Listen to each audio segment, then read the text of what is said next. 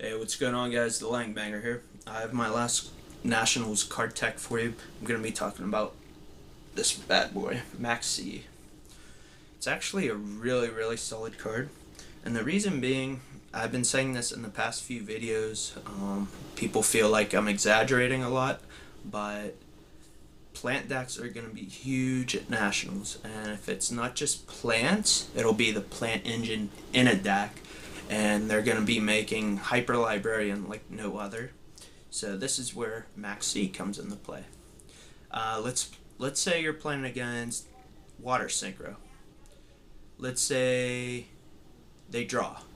Then you say, right when you draw, I'm going to discard Maxx. Let's say they have Treeborn Frog and Fishborg in the grave. Well, now it's either they don't special summon, or they bring back the Treeborn and then bring back the Fishborg, or maybe just bring back the Fishborg or bring back the Treeborn and pass. It really makes your opponent think about what all they want to do, because the more cards you're going to give someone, the better chance they have at winning the game.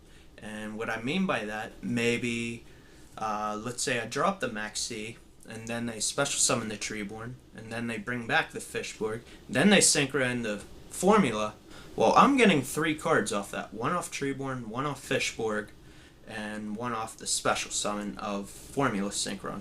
So that's really good. And let's say I hit one of my key cards like Effect Veiler, or a Gores, or maybe Giant True Nade, so I can go off next turn. You really have to think when your opponent drops Maxx. It either says, I'm going to be ending my turn, or it says, well, you know, fuck it, I'm just going to go for it. I mean, you take whatever route that you want.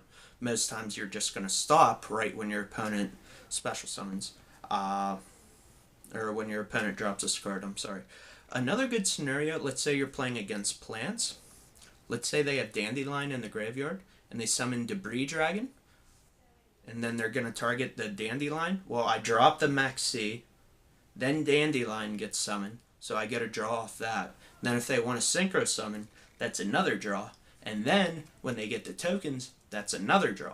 So it really comes down to, well, do I want to keep going, or am I just going to pass my turn? But then again, you really don't want to leave your Debris Dragon and Dandelion out there. So it's just a really versatile card. I feel it always has been. You can look at, you know, current sets, past sets, or even future sets, and you can say, well, hey, this card has a really good effect.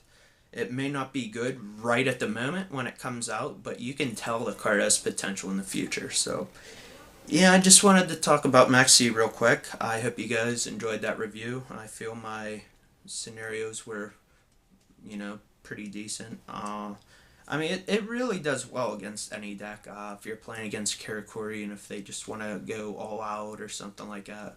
Not saying you would play against them, but now the only reason it would be potentially bad is if you're playing against Gravekeepers, because it does not do you any good. So it's really your call if you want to play it in the main deck or just side them. I myself, I'm going to be maining one. It seems like I'm going to be using plants at Nationals, and then I might side 1 to 2 copies just because this card beats the mirror match, and I feel like I'm going to play against a lot of mirror matches at Nationals. Yeah, I mean, that's really it.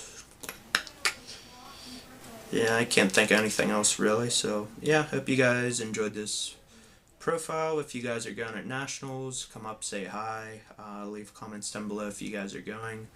And yeah, this is my last card review for Nationals, so hopefully I helped, or hopefully I helped you guys out in some way with my past reviews and this one. So that's it, guys. Peace.